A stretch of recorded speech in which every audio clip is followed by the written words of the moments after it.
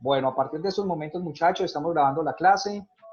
Ahí, como les comenté, tratamos de entrar a la plataforma con la contraseña anterior, pero pues no se pudo. Entonces, ahora ya le solucioné el problema y aquí los tengo de nuevo conmigo.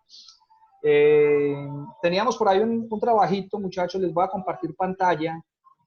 Compartir pantalla para que podamos ver entonces el tema de la plataforma. Estamos siguiendo exactamente más o menos el módulo que nos compete y habíamos puesto un tallercito sobre el tema de interventoría, ¿cierto? Sí, profe.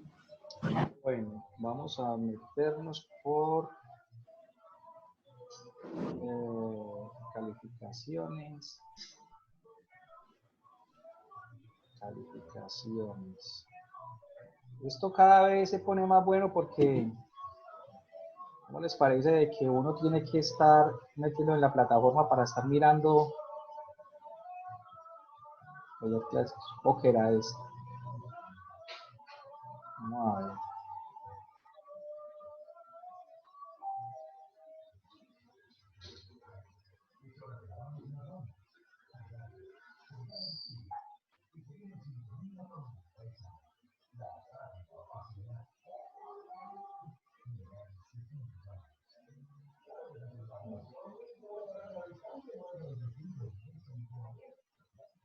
Era el taller número 4, creo. ¿O no? Pues era de la clase número 4. Sí, era el 4. Sí. Vamos a mirar el taller a ver si de pronto corresponde. Sobre las sanciones.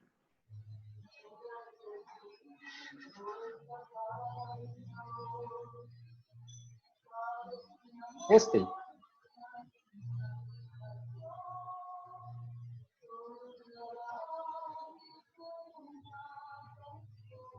Ok, perfecto. Vamos a abrir de todas formas una ventanita y ahí lo vamos comentando con respecto al trabajo que han hecho los dos. Harold.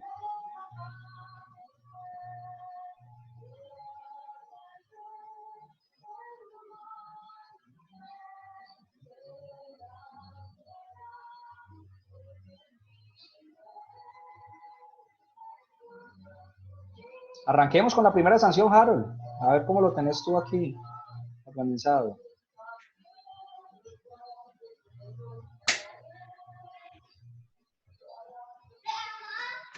Harold, te doy una recomendación. Cuando vayas a colocar de pronto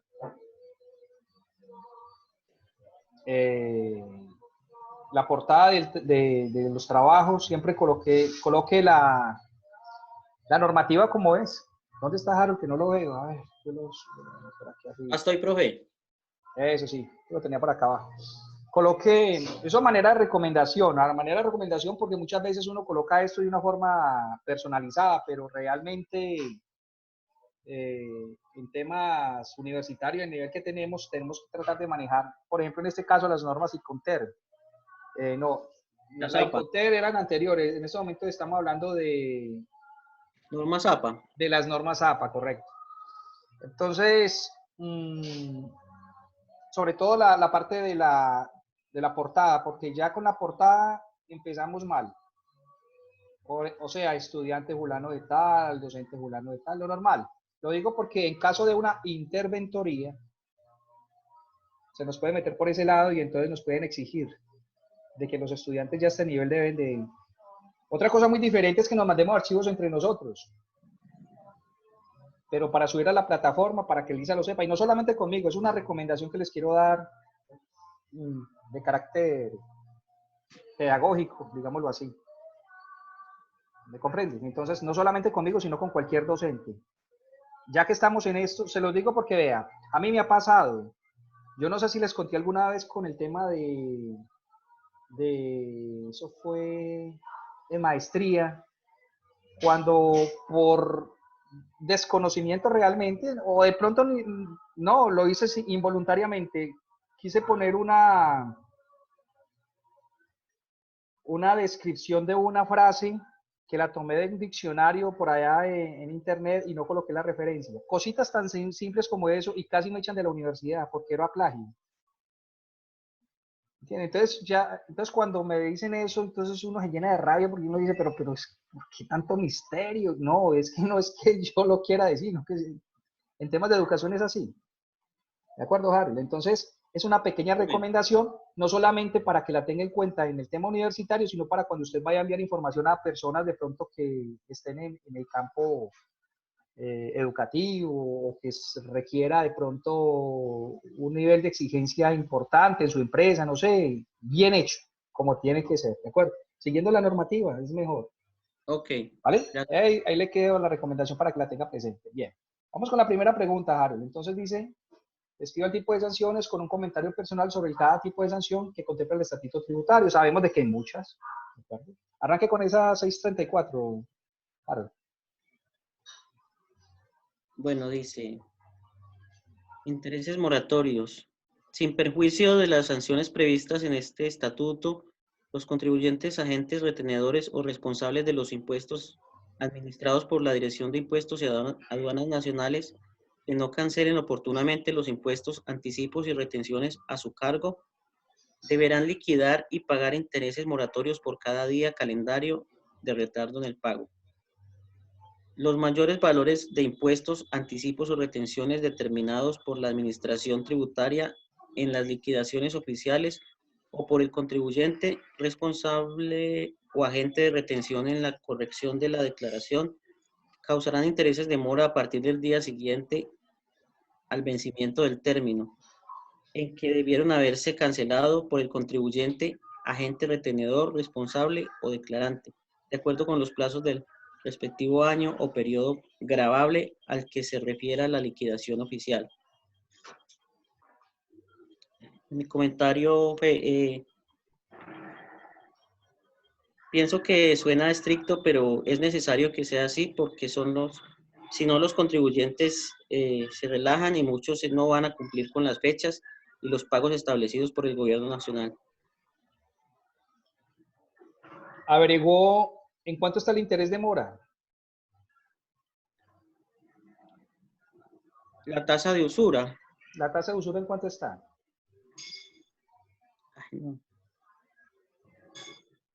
No, profe, no. Creo que está como en el 2. No, el 3.4.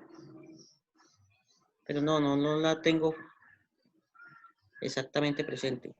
Vamos a No es ver. de 28.65%. Correcto, debe estar en 28 y algo, sí, 28.65%. Sí. Les quiero comentar algo con respecto a esto. Bueno, pero a grosso modo, Harold, ¿qué entendió con respecto a esto? ¿Qué es lo que es eso? ¿De qué trata el cuento?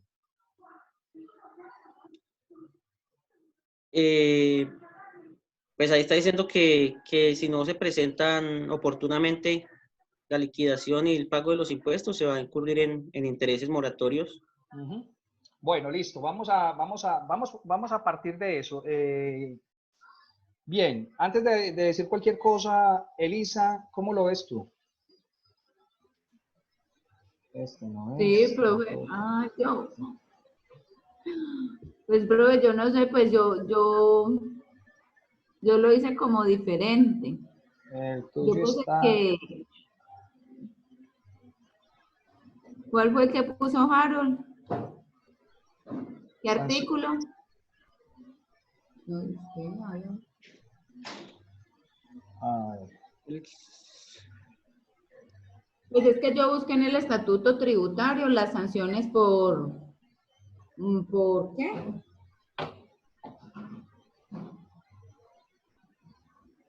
¿Cómo es que dice arriba? Yo empecé en el 634.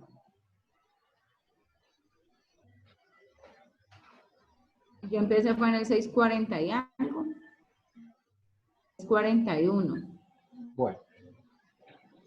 Listo, entonces pues ahí nos queda simplemente, ahí le faltó de pronto, Elisa, meter este tipo de sanciones, pero vamos a Es que yo busqué comentarlo. en el estatuto tributario de declaraciones tributarias y empezaban a partir del 6, y el que yo tengo ahí, no sé.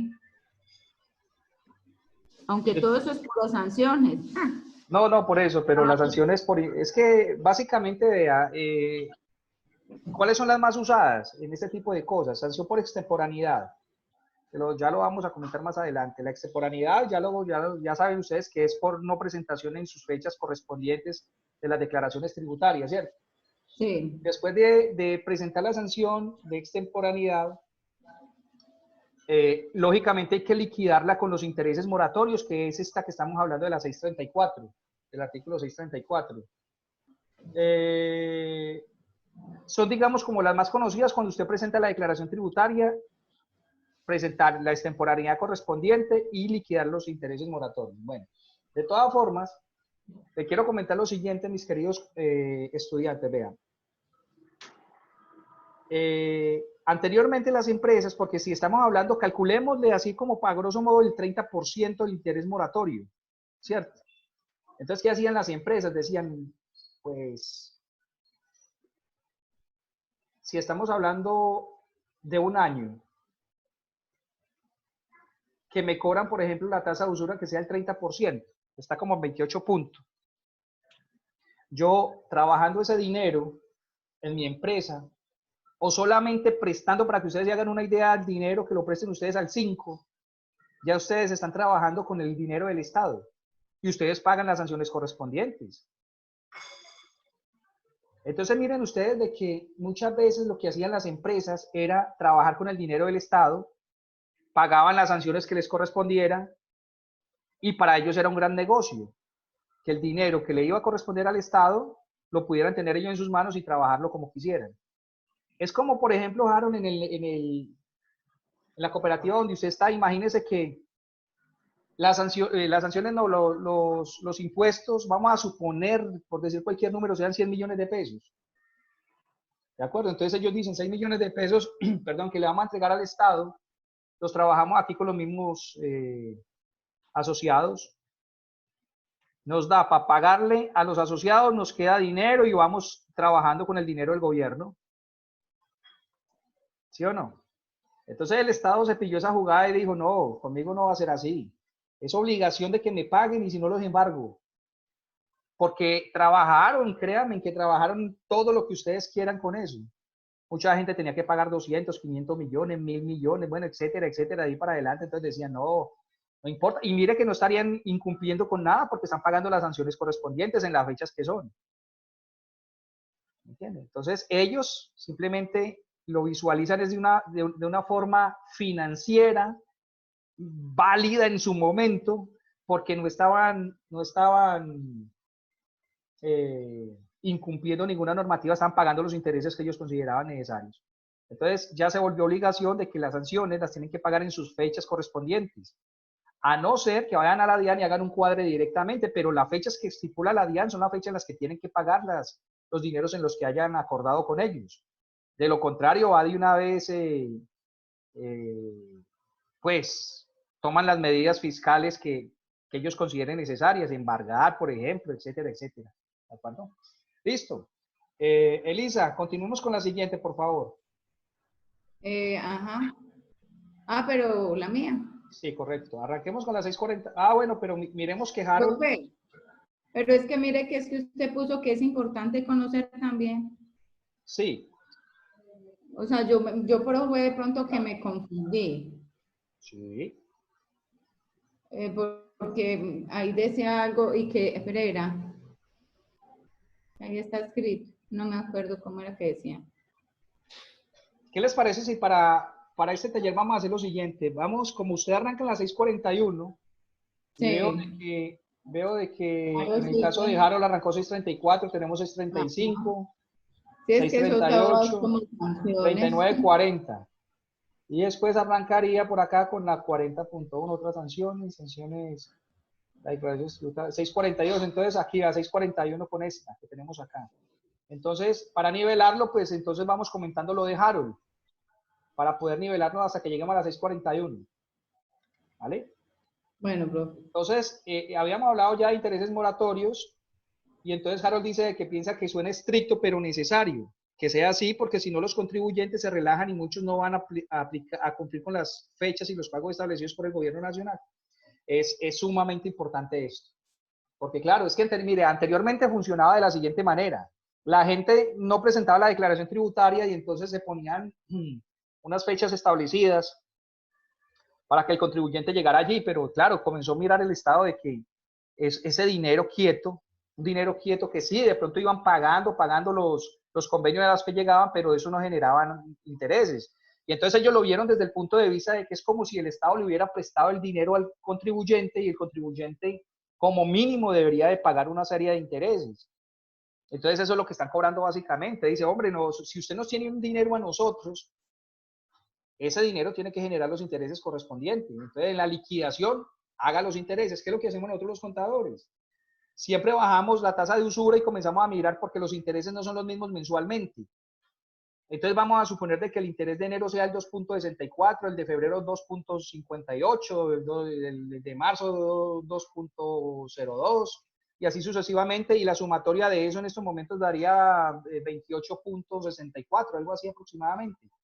¿De acuerdo? Entonces, debido a esa tasa de usura que hasta ahí se puede llegar el tema del interés, nosotros tenemos que coger en Excel, colocar los porcentajes y comenzar a calcular la cantidad que se debe multiplicado por el interés que le corresponde, y entonces ahí le va a dar el interés que tiene que aplicar para ese mes, más febrero, por ejemplo. Si yo dejé de pagar mi declaración de renta por allá en junio del año anterior, entonces calculo si era hasta 30 de junio, por ejemplo, o vamos a colocarlo no sé, coloquémoslo al 14 de junio, debería yo de haber pagado mi declaración de renta de acuerdo a la cédula que me corresponde, o al NIT.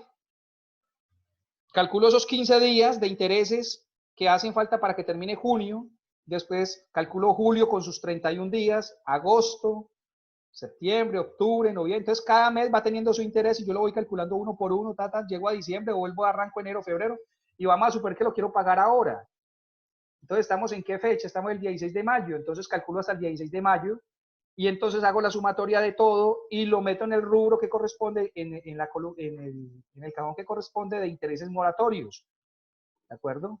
Y entonces voy y lo pago hoy, porque si lo pago mañana ya es un día más. Así funciona y el Estado lo tiene claro, entonces hay que tener muy previsto esa situación para que sepan ustedes cómo funciona eso. Ahora, continuamos con el 635, por favor. A ver. Determinación de la tasa de interés moratorio. Para efectos de las obligaciones administradas por la Dirección de Impuestos y Aduanas Nacionales, el interés moratorio se liquidará diariamente a la tasa de interés diario, que sea equivalente a la tasa de usura vigente, determinada por la Superintendencia Financiera de Colombia para las modalidades de crédito de consumo menos 2 puntos. La Dirección de Impuestos y Aduanas Nacionales publicará la tasa correspondiente en su página web.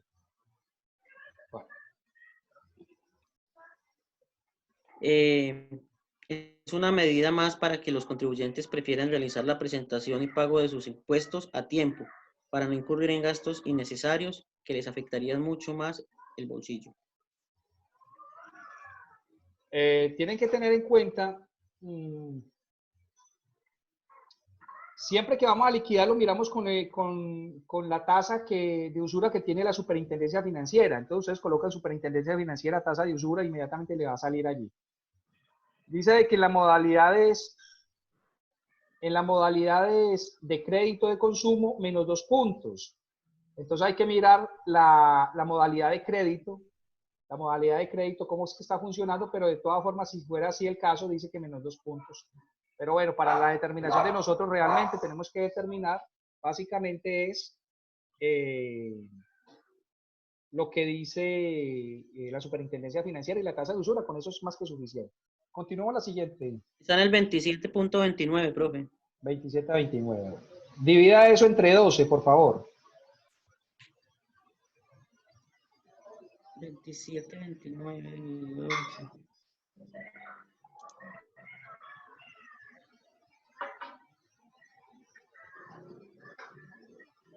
$2.30 y algo más o menos.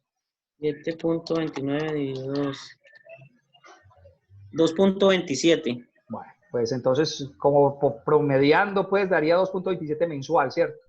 Tengan en cuenta de que no funciona así, funciona diferente, como les estoy comentando. Todos los meses tienen una tasa diferente. ¿De acuerdo? Entonces, para que lo tengan presente ahí, que no es que ustedes lleguen y digan, a no ser que van a hacer un promedio más o menos generalizado, como funciona el tema, pero no. Listo, sigamos con las normas generales sobre sanciones. Artículo 637. Actos en los cuales se puede imponer sanciones. Las sanciones podrán imponerse mediante resolución independiente o en las respectivas liquidaciones oficiales. La DIAN determina la forma en que se hace a saber al contribuyente que se le ha impuesto una sanción económica. Es que es tan delicado esto, Harold, de que si usted no presenta la declaración tributaria, a usted le mandan normalmente, ¿dónde le mandan la información a usted para que la DIAN lo pueda requerir? Pues, Al correo, ¿no? correo electrónico y correo certificado, me imagino también, Se lo mandan siempre a la dirección fiscal que aparezca ¿dónde? En el RUT, en el RUT. ¿sí o no? Entonces van al RUT directamente y lo ven, a no ser que tengan otra información diferente por algún mecanismo que conozcan. O sea, a lo mejor una actualización que haya hecho usted de algún documento o haya presentado alguna declaración con una información diferente. El caso es que ellos van a mirar siempre la actualización última que se hizo y si no se hizo actualización, entonces van directamente a la información fiscal que posean, en este caso el RUT. Y allí le van a enviar la información, o sea, una carta certificada diciéndole que usted por favor presentarse a la DIAN porque a ellos le aparecen una serie de inconsistencias, o bien se lo mandan al correo electrónico, lo cual es perfectamente válido. Sin embargo, ustedes sabrán de que muchos de nosotros, pues, y eso lo tenemos que hay todos los colombianos, no solamente colombianos, sino todo el mundo, tenemos por costumbre de que cuando cambiamos domicilio fiscal nunca avisamos. Nos vamos pasando y resulta de que eso va quedando ahí. Eso es como, por ejemplo, cuando usted le van a colocar una sanción de tránsito. ¿Cierto? Entonces ustedes dicen, no, me salvé porque no me pillaron, ¿cómo me la van a entregar si no me conocen? Pues simplemente la mandan al domicilio fiscal. Una Eso sea, fotomulta. o una fotomulta. Claro que eso con la fotomulta está muy delicado ahora, pero casi siempre funciona así, se lo mandan al domicilio fiscal. Y son vivos, muchas veces son vivos porque utilizan unos mecanismos artimañas para poder, sobre todo el tema de las fotomultas, saber por ejemplo, una vez me llamaron a mí y me dijeron de que me tenían un documento de la universidad. Me dijeron, venga, usted estudia, pero das cosas que uno cae inocente. Y yo, claro. Ah, bueno, es que es de la universidad. Yo, ¿de qué universidad? No, de la universidad, hermano, para mandarle una información a través del correo. ¿Cómo hacemos para hacérsela llegar? Hablamos con Leonardo Taparco, pues que sí, bueno, entonces por favor actualícenos la información. ¿A dónde la mandamos? Entonces yo leí la dirección de mi casa, aquí me llegó la fotomulta. Ah, ¿Entiendes? Una foto. Entonces, pero bueno, sea como sea el caso, ellos sí es una fotomulta y me van a cobrar, simplemente la mandan al domicilio que tengan. Y si yo me he pasado de casa o alguna cosa, y si no llega, es que sí, la mandó en tal parte. Sin embargo, vuelvo y le repito, eso es tan delicado que muchas veces va cambiando la legislación y muchas veces dicen de que es la persona la que tiene que recibir y dar la certificación, o sea, como la firma de recibido, para poder de que la multa sea efectiva, o la persona cuando le hacen el comparendo tiene que firmarlo para que el comparendo quede en firme. Bueno, eso hay mucha aversión al respecto con eso. Y eso cada momento lo sancionan, lo quitan, vuelven y lo ponen, pero en temas de impuestos siempre va directamente a el domicilio fiscal que tenga en el RUT. ¿De acuerdo?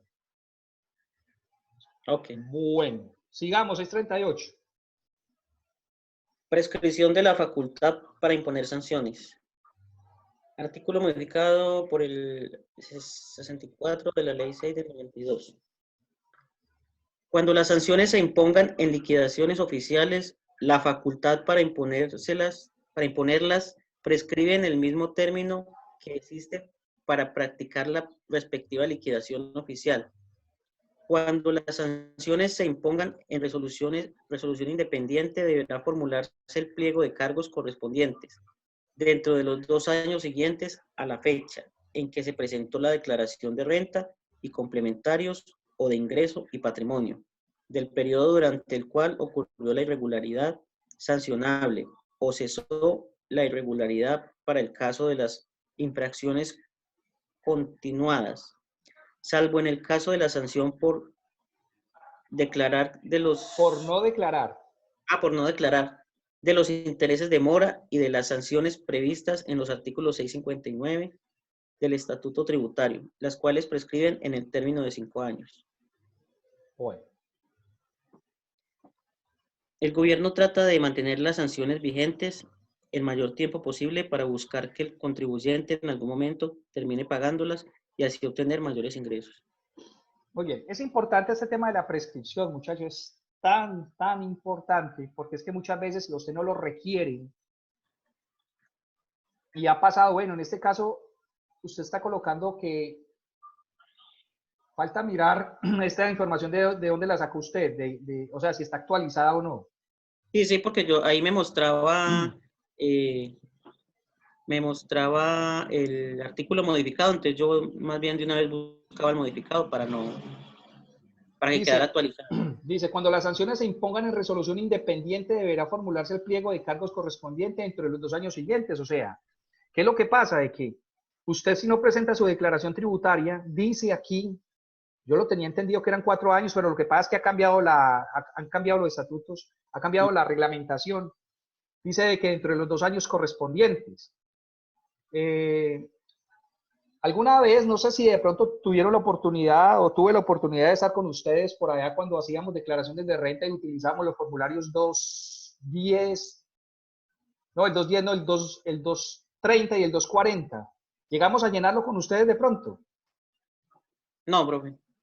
No, profe. Bueno, ese formulario 230 y 240 era para trabajadores, el 210, que es el que se llena ahora, se llama... mira, nos quedan 10 minuticos. Mire que en este caso nos están dando tiempo, en el otro lo pude subir completo.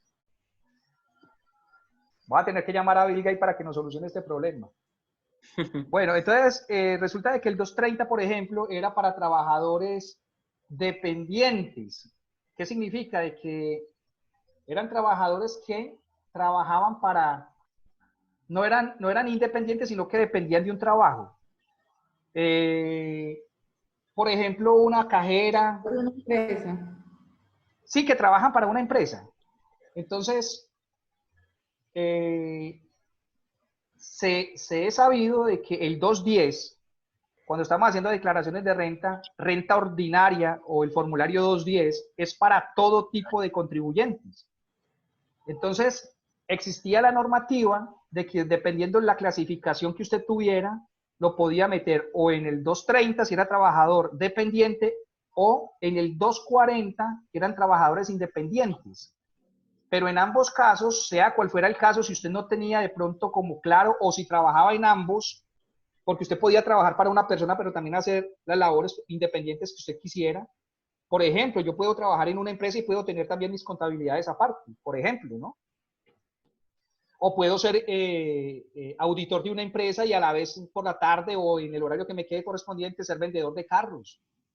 ¿Entiende? Entonces, dependiendo de la clasificación del contribuyente, usted lo podía manejar por el 230 o por el 240. Decía la ley en ese tiempo de que usted debería de primero calcular la renta ordinaria, o sea, la del 210, y después la otra renta, de acuerdo a la clasificación. Entonces, por ejemplo, vamos a suponer de que Elizabeth trabaja en un restaurante como camarera, ¿ok? Entonces lo clasificamos dentro del 230 en ese tiempo. Pero yo también le podía hacer la declaración por el 210 porque es renta ordinaria, ahí entra todo el mundo. Pero yo decía, bueno, vamos a calcular el 210 y vamos a calcular el 230 y miremos a ver cuál me sale más barato. Entonces lo que decía la ley era, usted revise y el que salga más costoso, ese me lo deja a mí. O sea, había que calcular ambas, ¿me entiende? Entonces, por ejemplo, a Elisa le salía la declaración de renta en 500.000 pesos por el 210, pero por el 230 le salía en 580.000. Entonces tenía que coger el 580.000. Y con esa declaración calcularle y pagarle al Estado. Entonces, ¿qué pasó? De que hubo un problema de compatibilidad entre leyes. Porque si bien es cierto de que había una normativa que decía eso, había otra que decía de que usted pagaba de acuerdo a lo que más le conveniera al contribuyente. Entonces, si yo, por ejemplo, la prestaba con el 230, Y mire, eran tantas las diferencias que a lo mejor, si usted pagaba por el 210, pagaba, por ejemplo, 1.000.000 de pesos, por el 230 no pagaba nada. Entonces usted decía, uy, no, pero con la misma información en formularios diferentes es exagerada la diferencia. Entonces nosotros los contadores estábamos haciendo unos golazos hermosos, porque por ejemplo yo a todos mis clientes que tengo para esas fechas, yo lo que hacía era calcularle 230 o si era 240 era independiente, entonces lo calculaba y lo revisaba con el 210. Pero el 210 siempre le va a salir a pagar porque es renta ordinaria, ahí le meten de todo. Y entonces siempre pagaba usted a lo mejor, no sé, calcúlele, vamos a colocar una declaración normalita, 1.400.000 pesos. Y en el 230 o en el 240 me salía a pagar a lo mejor 120.000 pesos. Entonces yo llegaba y le daba al contribuyente la ganga de que pagara más fácil eso y no estaba haciendo nada normal porque habían dos leyes que eran incompatibles, pero me permitía de acuerdo a la normativa que había en ese momento vigente. Entonces el contribuyente salía muy beneficiado con eso. ¿Qué pasó? De que así trabajamos un par de años hasta que el gobierno dijo, no, yo necesito recaudos. Esta ley del estatuto tributario no me está cuadrando mucho. Quitemos el 230 y el 240 y mandémoslo a todos para renta ordinaria. Y así fue.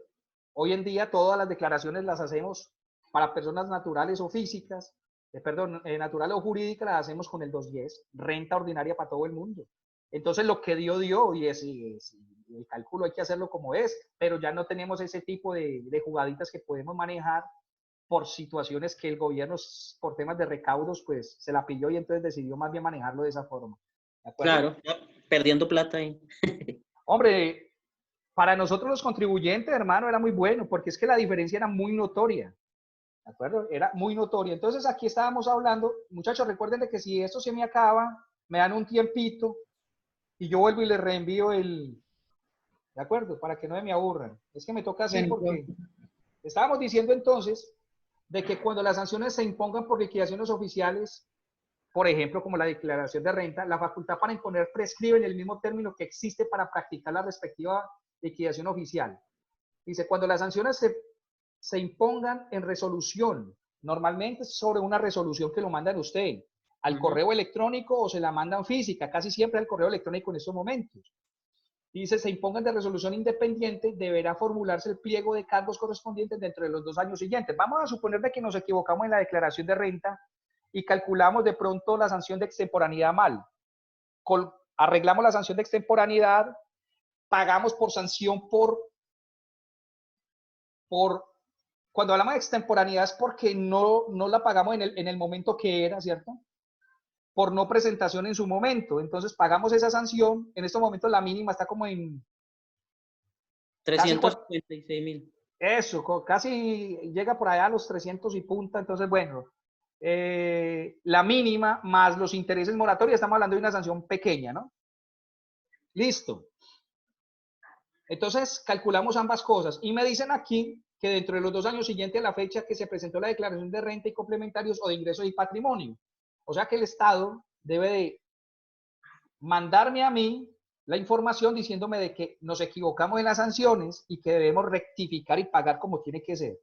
Ahora, si vuelvo y me equivoco, ellos vuelven y cobran la misma sanción por volver a calcular intereses. Por ejemplo, se equivocó en 20.000 pesos en intereses, ellos llegan y lo calculan, le dicen, se equivocó de nuevo, entonces vuelven y se la mandan y le dicen, señor contribuyente, se ha equivocado en la declaración que nos presentó con fecha tal, de por extemporaneidad, hay que volver a pagar extemporaneidad, hay que volver a pagar intereses moratorios por lo que sea, por un día que faltó, por 2 días, etcétera, etcétera, ¿de acuerdo? Hay que estar muy pendientes con eso, pero además me están diciendo de que entre los 2 años siguientes me tienen que requerir.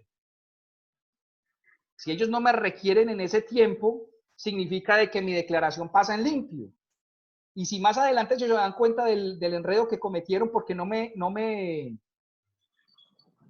informaron en su momento, no me requirieron para yo poder organizar mi declaración, entonces la declaración, como decimos nosotros los contadores, queda en firme. O sea, que ya no me pueden cobrar nada porque ya pasaron los 2 años de lo que dice aquí, prescripción de la facultad para imponer sanciones. ¿Quedamos claros en eso? Sí, profe. Anteriormente, muchachos, el 210 tenían hasta 5 años para revisar la información tributaria del contribuyente. El 230 tenían 6 meses, lo mismo que el 240. Entonces todo el mundo era muy feliz porque usted presentaba su declaración de renta y apriete asterisco hasta que pasen los 6 meses, ¿de acuerdo? Y en los 6 meses, cuando ya pasan los 6 meses, entonces el contador quedaba exento de responsabilidad porque ya si alguna cosa usted decía, no, lo que pasa es que yo tengo, o sea, así me haya equivocado en la declaración de renta, no pasa nada porque ya prescribió, ¿de acuerdo? Pero con la renta ordinaria sí eran 5 añitos. Ahora mire que están diciendo de que son los 2 años siguientes a la fecha en la que se presentó la declaración de renta y complementarios de ingresos y patrimonio del periodo durante el cual ocurrió la irregularidad sancionable o acceso a la irregularidad para el caso de las infracciones continuadas. Dice, salvo en los casos de sanciones por no declarar, de los intereses de mora y de las sanciones previstas en el artículo 650, hay que entrar a mirar ese tipo de sanciones porque, claro, si yo no declaro, ellos tienen 5 años para poderme... Mire, eso es tan sencillo. Muchas veces las personas, y para que ustedes lo tengan presente, es tan sencillo como que Harold vendió una casa.